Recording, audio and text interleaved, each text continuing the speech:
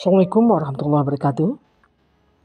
Alhamdulillah illazi hazana lihaza wa ma kunna linahtadiya laula an hadanallah.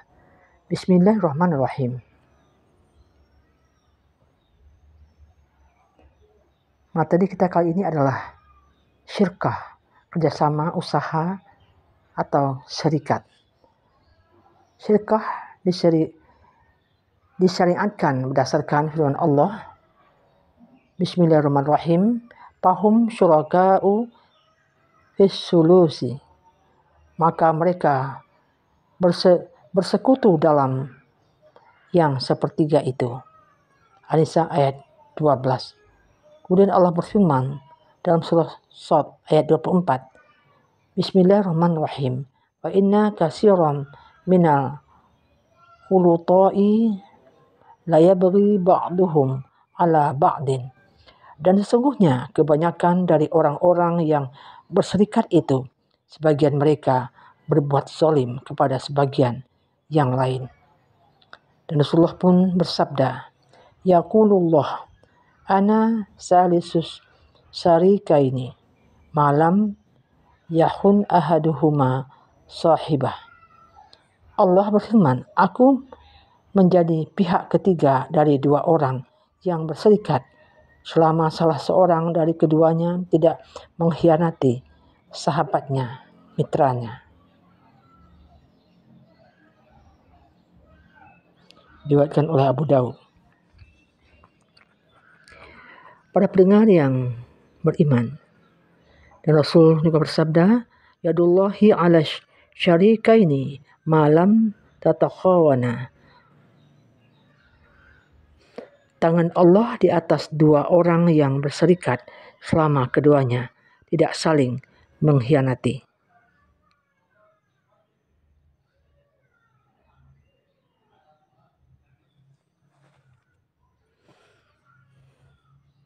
Para pendengar, syirkah atau syarikat adalah persekutuan dua orang atau lebih dalam harta yang diperoleh melalui warisan dan lain-lain, atau harta yang dikumpulkan di antara mereka menurut bagian yang telah ditentukan untuk dikelola dan dikembangkan di bidang perdagangan, perindustrian, atau pertanian. Syirkah terdiri dari beberapa macam, yaitu syirkah i'nan, syarikat modal.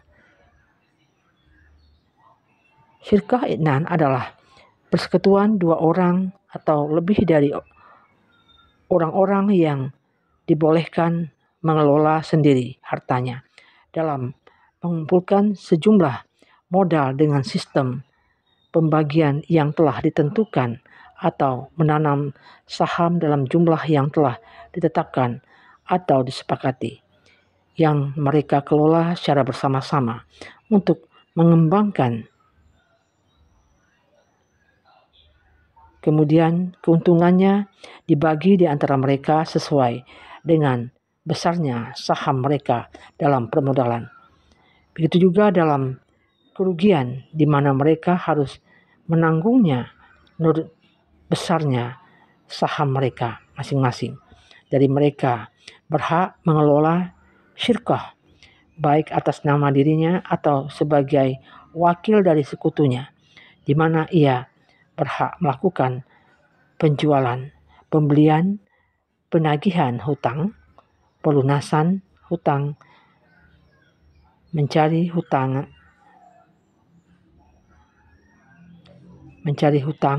mengajukan perkara ke pengadilan, dan mengembalikan barang yang cacat.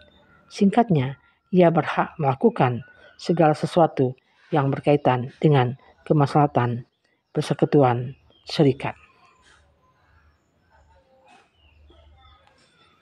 Para pendengar, syarat keabsahan syirkah atau syarikat adalah: pertama, hendaknya syirkah dilakukan di antara orang-orang muslim, karena non-muslim tidak dapat dijamin keamanannya dari perbuatan yang menyebabkan riba atau memasukkan harta haram ke dalam modal serikat, kecuali jika transaksi jual belinya dilakukan oleh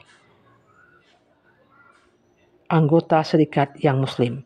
Maka itu tidak dilarang karena tidak terdapat kekhawatiran akan masuknya harta haram ke dalam modal serikat. Kedua, modal dan bagian dari masing-masing anggota serikat hendaklah diketahui karena keuntungan dan kerugian adalah dua hal yang erat kaitannya dengan kondisi modal dan saham yang ada. Ketidaktahuan akan modal dan saham masing-masing anggota serikat dapat menyebabkan memakan harta orang lain dengan jalan batil yang diharamkan oleh Allah sebagaimana tertera di dalam firman-Nya.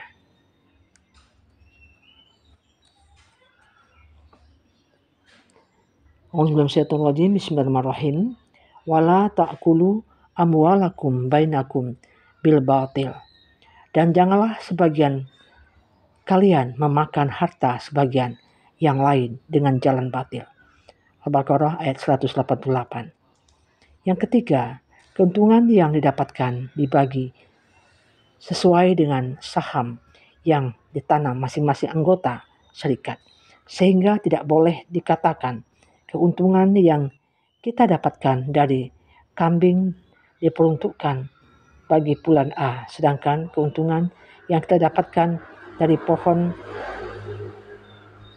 rami diperuntukkan bagi bulan B, karena di dalamnya mengandung unsur ketidakjelasan dan penipuan yang diharamkan. Keempat, modal yang ditanam harus berbentuk uang, dan orang yang memiliki suatu barang dan bermaksud menjadi anggota sebuah serikat, hendaklah ia menaksir barangnya dengan uang menurut harga yang berlaku pada hari itu dan memasukkannya ke dalam modal serikat. Karena kalau berbentuk barang maka tidak jelas nilainya. Sedang muamalah yang tidak jelas dilarang oleh syariat.